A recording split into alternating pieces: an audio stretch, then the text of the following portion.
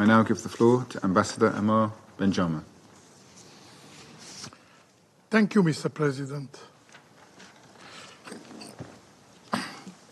As Chair of the Security Council Committee established pursuant to Resolution 1373 concerning counterterrorism, I have the honor to brief the Council on key aspects of the work of the committee supported by its Executive Directorate, CTED. The past year has been continued evolution on global terrorism threats and challenges. The rise of decentralized, lone terrorists radicalized to violence continue to pose a considerable challenge for many member states, as these individuals often operate without clear organizational ties. Terrorist groups increasingly leverage advanced technologies, including encrypted communication, machine learning, and cryptocurrencies, to evade detection and enhance their operational capability. Despite sustained effort by Member States in line with relevant Security Council resolution, we see terrorist groups continuously adapting to our counter-terrorism measures and efforts.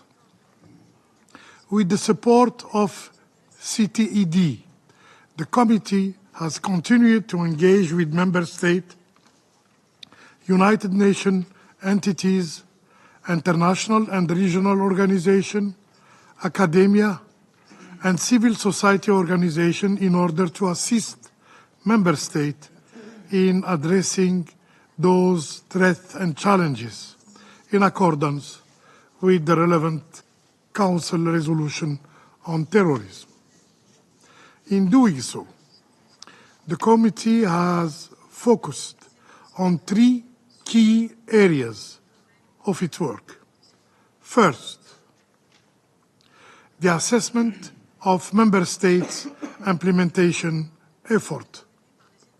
The committee has conducted 9 visits to date since its last report to the Council. From November 2023 until now, CTED, on behalf of the committee, has visited Kazakhstan, Malawi, Mauritania, Montenegro, United Republic of Tanzania, and Thailand, with the budgetary crisis accounting for the committee abilities to organize far fewer than the regular number of assessment visits. As we speak, and in light with the evolving threat in the Gulf of Guinea, CTED, on behalf of the committee, is conducting regional follow-up visits to Ghana, Côte d'Ivoire, and Togo. The visits have continued to provide an effective vehicle for direct and constructive engagement and dialogue between the committee and Member States, and continue to remain a critical component of the committee's assessment process. And Member States continue to indicate they benefit from this visit, which enable them to keep the committee informed about their implementation progress and challenges. In addition, 4 Member States, namely Belgium, Ghana, Maldives, and Nigeria, have taken the opportunity during this reporting cycle to brief the committee directly with updates on their progress in implementing the committee's recommendation pursuant to its assessment process. These briefings are proving to be a popular and effective tool in the committee dialogue with Member States. The committee also takes note of CTED robust and sustaining dialogue with United Nations resident coordinators and country teams in the field, as well as with the relevant special representatives of the Secretary General. And pursuant to Security Council Resolution 2617, the committee recently approved a set of action to strengthen further this assessment work in terms of effectiveness, inclusivity, and transparency. The committee also continued its stock-taking work with the enhanced assessment and stock-taking tool. I mean the electronic detailed implementation survey, as well as the revised overview of implementation assessment.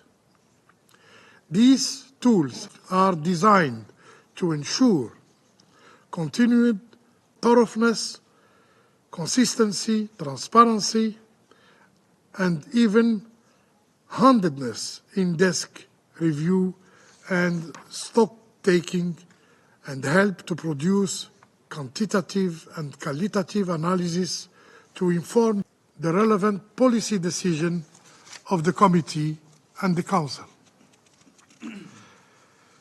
The second key area has been facilitating the delivery of technical assistance to states in need.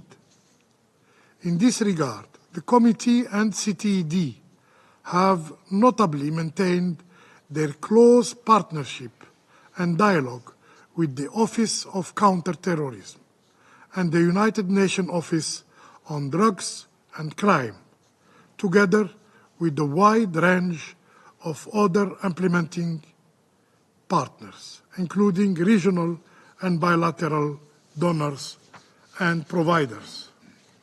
The committee receives briefing from OCT twice a year, and OCT observers attend CTED briefings to the Committee on Member State Assessment visits, while UNODC participate to most of CTED visits to Member States.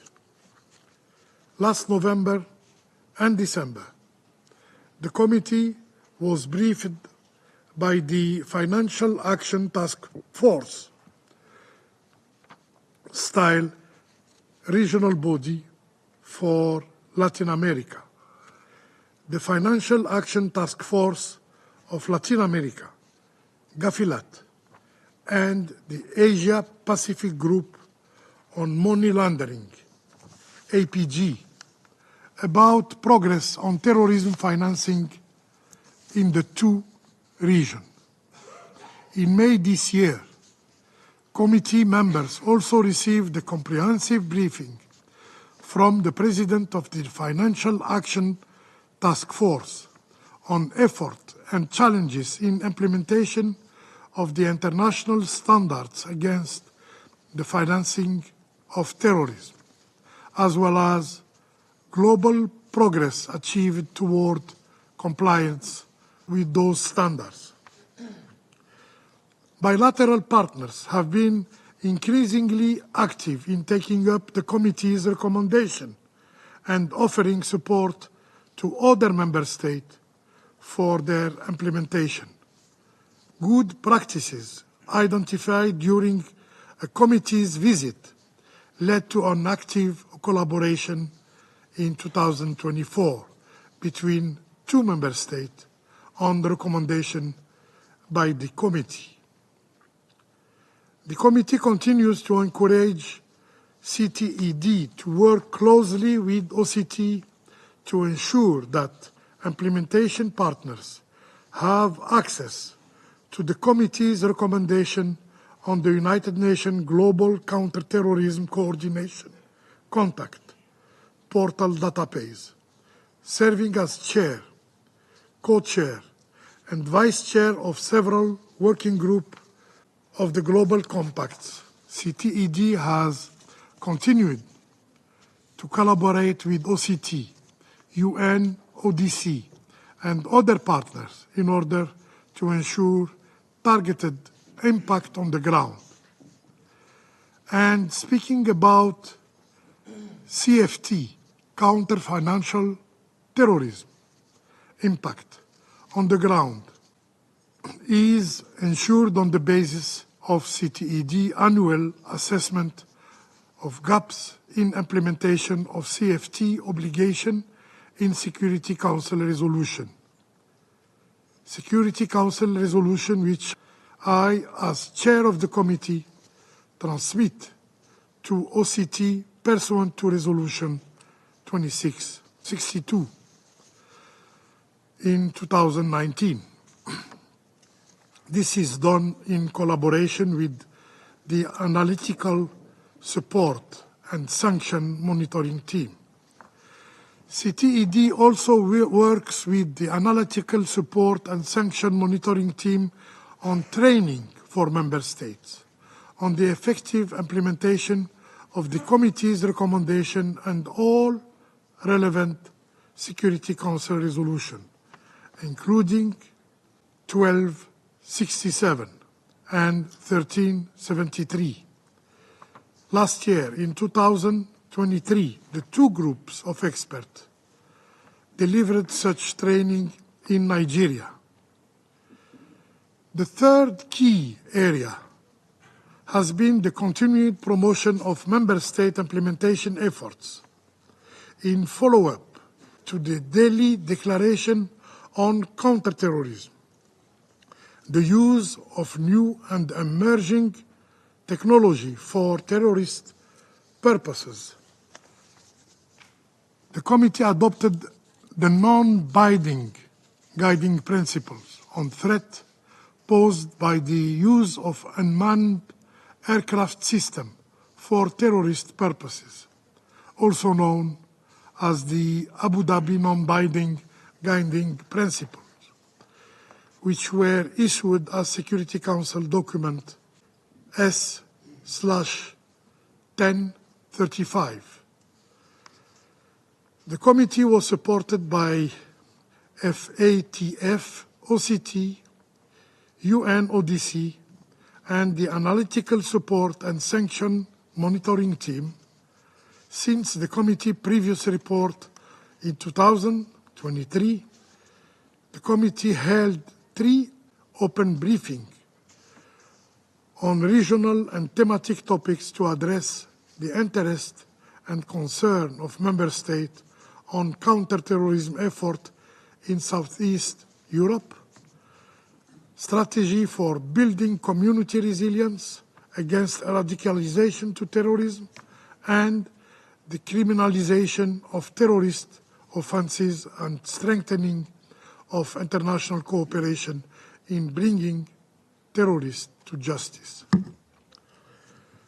The committee has also continued to address the human rights and gender aspect on counterterrorism and to remind member states of the need to ensure that any measures taken to counter terrorism comply with all their obligations under international law, in particular international human rights, refugee, and humanitarian law. In this regard, the committee highlights the importance of member states' implementation of the committee's recommendation from its assessment, including those related to human rights. The committee has continued to strengthen its engagement with parliamentarians, civil society organizations, the private sector, and academia within the framework of its various activities and events. To conclude, I wish to express my thanks to the CTED Executive Director, Assistant Secretary General, Natalia German, for her leadership, and to thank her team, as well as the committee's secretary for the support provided to the chair and the committee in this reporting cycle. I wish to also convey my deep appreciation to the members of the committee for their constructive engagement, which enabled me to efficiently lead the work of the committee in full unity. And finally,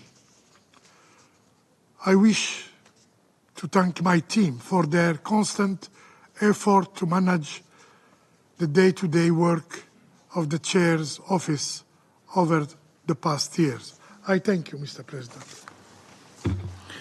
I thank Ambassador Bendjama for his briefing.